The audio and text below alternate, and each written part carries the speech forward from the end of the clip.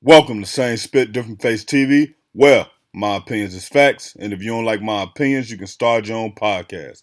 And it's free. So don't forget to spit on the like button, the subscribe button, and the notification bell. Welcome to Same Spit Different Face Podcast, episode 6 by Fairplay 2333. That's at FAIRPLAY_2333 on all platforms. Now let's get straight to it. Today I will be breaking down Kendrick Lamar diss record to Drake, Euphoria. I'm going to be breaking down all of the lyrics and show y'all everything you missed and everything you might have misinterpreted. Starting off with the cover art that may have different meanings. 1. Euphoria is a show that Drake executively produced. 2. The change in mood description could be trying into the change of the chill delivery in the beginning to the more aggressive delivery after the switch of the beat. 3. The song dropped on Tuesday, which is subsequently mentioned in the cover. 4. They had almost a week to recover, could be a hint at another diss track coming in less than a week. The very first thing you hear is a reverse audio sample from the movie The Wiz, which featured Michael Jackson. Now, in this one, it was Richard Pryor. Everything you say about me is true. I'm a phony. He then follows this with the words euphoria. Now, official meaning for this could be it be a warning shot to Drake about his allegations with younger women, considering that's what euphoria is about. Kendrick Lamar says, Tommy Hilfiger stood out, but FUBU never been in your collection. Breakdown. Tommy Hilfiger, rumors of having been racist and not approving of the brand being used in hip hop culture. FUBU, for us, by us, a black owned business that represents the culture. In other words, adding onto Rick Ross' white boy disses and quoting this integrity. Kendrick Lamar says, I make music that electrify 'em, you make music that pacify 'em. I could double down on that line, but spare you this time. That's random acts of kindness. Breakdown. Kendrick is saying that he makes important music for the culture, while Drake makes lullaby music that's catchy but without meaning. Since he didn't double down on the word pacify, it suggests it might be another warning shot at the underage allegations, trying back to the name of the cover art of the song.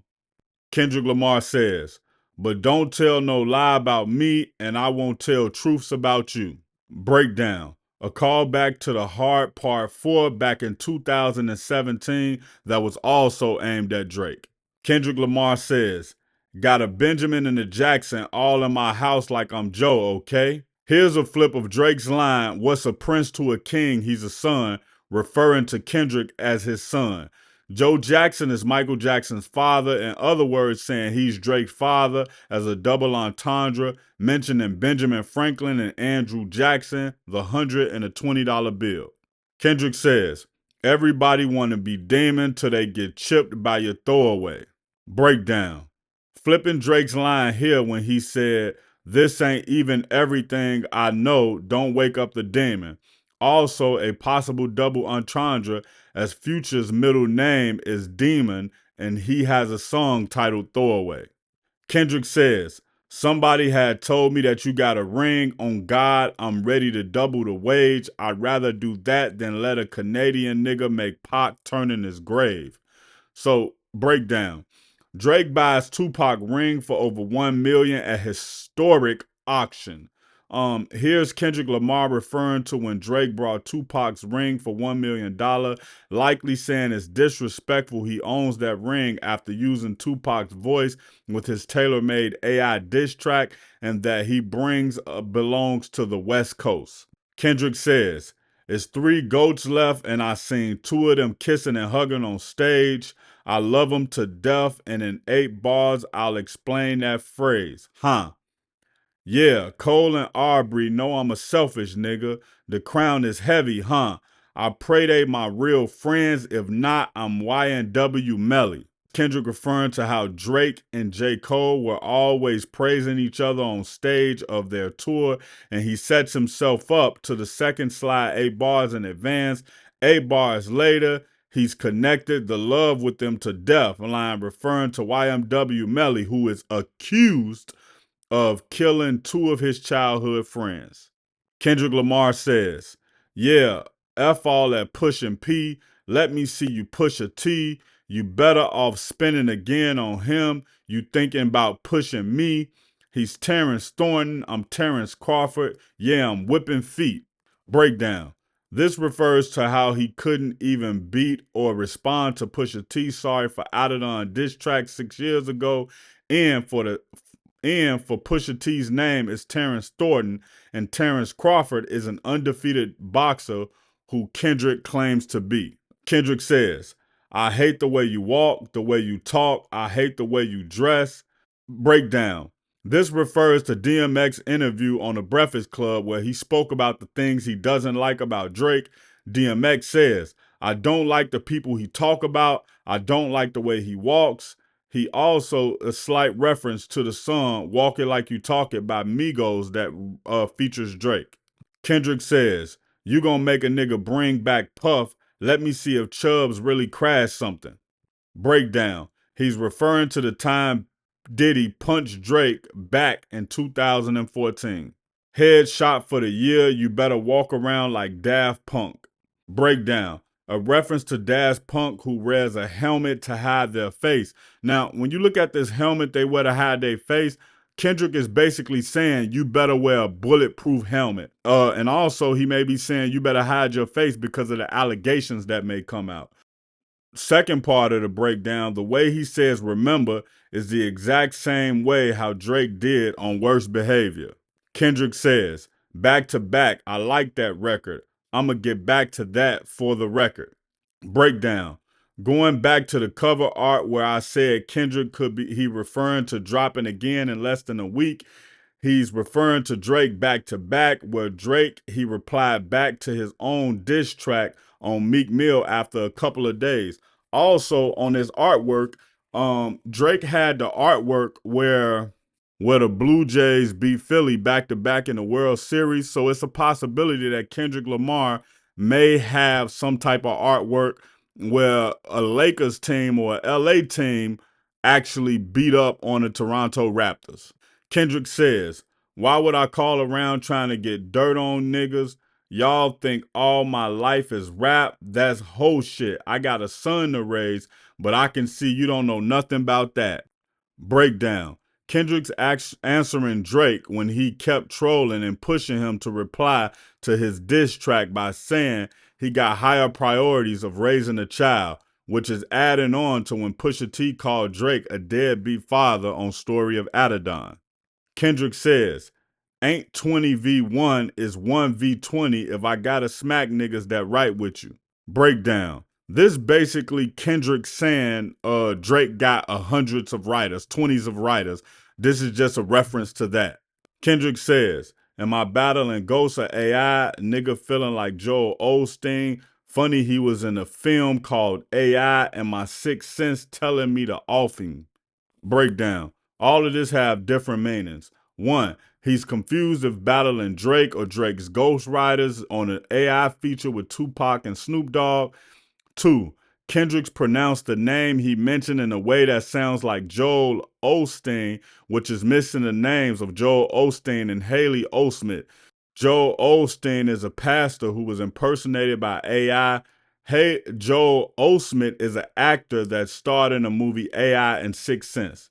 Kendrick says, I be at New Ho King eating fried rice with a dip sauce and a blammy. Crody, tell me your cheese and fam. We can do this right now on the camera, Crody. Breakdown. Kendrick uses Toronto slang and mentions a restaurant in Toronto to say he'd be more than happy to face Drake in his own hometown. Kendrick says, we don't want to hear you say nigga no more. Breakdown. The way Kendrick says the last line of the track impersonates the very same way Kanye West said, we don't want to hear that weak shit no more on Get 'Em High. Now, this is gonna be a short podcast. I wanted to just give y'all a breakdown of this. This Kendrick Lamar battle and Drake battle, it's been going well. Those disses that I gave y'all were things where Kendrick Lamar directly dissed Drake, and it wasn't like insinuated. That track was amazing. When it first came on, I was like, what is this lullaby he about to play? I don't want to hear him rap all peaceful, but I was about to turn the record off, and then he turned up on the beat, and I was like, oh, okay, he finna go crazy, right? So I'm proud of what Kendrick Lamar did. He made a lot of references. When he dropped his next record, if he really pushed those allegations that Drake is dealing with younger girls, it's gonna be crazy. Matter of fact, let me see if I can get my boy Jay on the phone. So Jay think ill. He didn't pick up the phone, right? But I was telling him before Kendrick Lamar dropped this record, I said it's only a couple of ways that you can beat Drake. I said, and the best way to beat Drake is to try to beat him with these allegations. You got to switch the narrative on Drake. Drake's super popular. Drake is the number one rapper. He's always going to have number ones. You can't really out talk money to him. So what you have to do is you have to attack those allegations. And Kendrick Lamar attacked those allegations. Not only did he attack those allegations with the calling the song Euphoria, but he also attacked those allegations by using the pacifier line. And we've been hearing these things. And what's crazy is I think, I hate to say this, but it's true. I think Joe Budden is the first person to bring this narrative to life. And Joe Budden basically starts saying, man, he's making all of this music for kids. He need to get away from the 20-year-olds, the 23-year-olds. He's a grown man. Let's hear him mature. Let's hear what's really going on in his life. Now, what I think is it's kind of a catch-22, right? From the standpoint that Drake do talk about a lot of his life. He do get in depth about a lot of things, but I think his bigger records outweigh the more in-depth records. Like he got Emotionless. Emotionless is the one where he talk about his and he addressed like, yo, I'm not hiding the world from my son. I'm hiding my son from the world, from jealous people who wake up and look to debate. Until you stand at your seed, you can never relate. And he basically saying, listen, I wasn't hiding my son from y'all because I'm ashamed of my son or I'm just trying to hide him. I'm basically keeping my son away from y'all because I understand how mean the internet is. And then when you look at Drake's son looks a little more white than anything, right? So I could see Drake basically not posting his son on the internet because he don't want to get people in the comments saying things about his son, etc. And even I understand that line because I don't allow my daughter to be on the internet right now at this time because I want her to build up her confidence. I want her to find her own self, find her own voice. So by the time she get on the internet, if people start saying things that she don't like, she can 100% be able to understand that, yo, that's them being mean. That's just their opinion. That's not who I am. That's not how I move. That's not how I think. So if they don't like me, it's et cetera, right? But yeah, Kendrick Lamar came back and he came back. I don't think it's a fatal blow, but I think it was a great blow. Now, some people gonna give Drake the win. Some people gonna give Kendrick the win. Honestly, because Kendrick dropped second, I can't remember a lot of the stuff that Drake said. I'm going to have to go back and listen to both records in order to see how they going, in order to see which one I like the most. I also like the way Kendrick Lamar dropped. Kendrick Lamar, he had the luxury of not allowing anybody to rush him. He had the luxury of doing things on his own time. So what he was able to do was he just dropped it right on his YouTube. And when it drops on his official YouTube, you don't have to wonder if it's AI. You don't have to wonder, did Kendrick sanction this? You don't have to wonder if it's mixed. You don't have to wonder if it's the real track. No, this the real track. I'm putting it out. I don't even care about putting this on DSPs at this point and making money. And also, he may just wait until the beginning of the week to put it on there so he can get a full week sales. Right now, I'm sure the video is over 1 million views on YouTube. Matter of fact, let me go see how many views this video got right now. Kendrick Lamar is like one of the biggest in the game, man. And I am 100% happy that he ended up dropping this. And right now, the song Euphoria, it has 9.2 million views in 1 day. And so I'm looking forward to more of this. We got to see what Kendrick did. If y'all want more breakdowns of lyrics like this, if y'all want to keep up with this Drake and Kendrick Lamar lyrical onslaught battle breakdown, y'all need to be in this place. Guess what this place is? You need to be on Same Spit Different Face podcast. Once again, this is Fairplay 2333 of Same Spit Different Face podcast. Well, my opinions is facts, and if you don't like my opinions, you can start your own podcast. And if you do like my opinions, you can follow me on all platforms at FAIRPLAY_2333. Click the like button, the subscribe button, and the notification bell. Peace.